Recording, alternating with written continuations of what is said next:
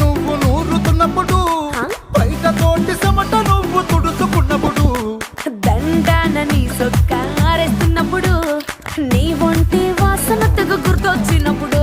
రెండు చేతులెత్తి జుట్టు ముడిచినప్పుడు, జండు కత్తుకొని పడుకున్నప్పుడు, అలసిపోయి నువ్వు ఆవలించినప్పుడు, వచ్చుండై ఫీలింగ్స్ వచ్చి వచ్చి చంపేస్తుండ